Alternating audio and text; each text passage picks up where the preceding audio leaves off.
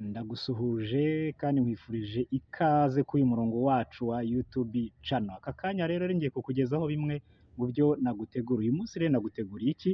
Naguteguriye ingingo ivuga ngo amakosa 5 ukwiye kwirinda mu bihe ugirana n'inshuti yawe. Twihuse rero reka twihite tureba ayo makosa ngo ni ayahe. Burya mu bihe tugirana n'inshuti zacu hari amakosa amwe n'amwe tuba dukwiye kwirinda kugira ngo dukomeze kugirana ibihe byiza cyangwa dukomeze kurambana. Ikosa rero rya mbere dukwiye kwirinda mu gihe tugirana mu bihe bitandukanye tugirana n'inshuti zacu, ikosa rya mbere dukwiye kwirinda ni rya jambo rivuga ngo tega akamoto ndakakwishyurira. Icyo ni ikintu kibi cyane ukwiye kwirinda mu buzima.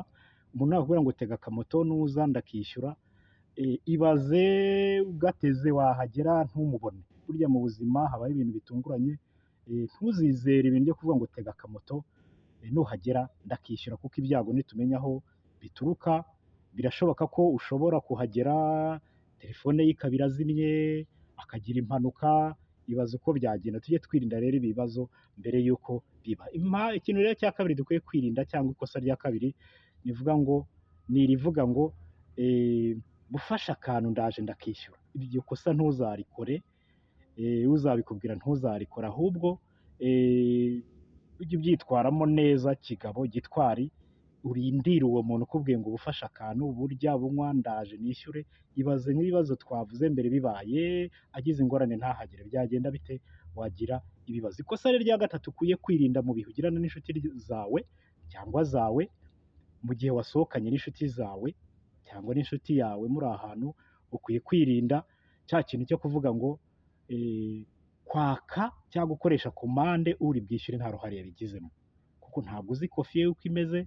Ni byiza ko witonda mbere yo gukoresha komande uri bwishyura akaba ari kukubwira ngo fata ibi cyangwa twafata ibi bitewe n'uko ikofi ye yaba ihagaze. Ikintu cya kane rero ukwiye kwirinda cyangwa ikosa ukwiye kwirinda igihe uri kumwe n'inshuti yawe, wowe uri bwishyure jya ugerageza gushyiraho umupaka cyangwa urubibi rwa fagitire uwo ugiye kwishyurira ari bwake, kuko niyaka fagitire ndende nta bushobozi ubifite uraza kuhasebera. Ni byiza rero kumubwira turafata iki, turafata akayoga, turafata agafanta, turafata agakoko, ariko bigendeye ku rubibi rw'uko ikofi yawe yifashe. Iryo kosa rero tujye turyirinda, guha uburenganzira bwisanzuye uwo uri bugurire. Iryo ni ikosa naryo dukwiye kwirinda. Ikosa rero rya gatanu dukwiye kwirinda igihe turi kumwe n'inshuti zacu ahantu runaka, ni ikosa ryo kwerekana uko konti yawe ihagaze, uko ikofi yawe ihagaze. Ntabwo ari byiza. Ugomba kwishyura mu bushake bwawe.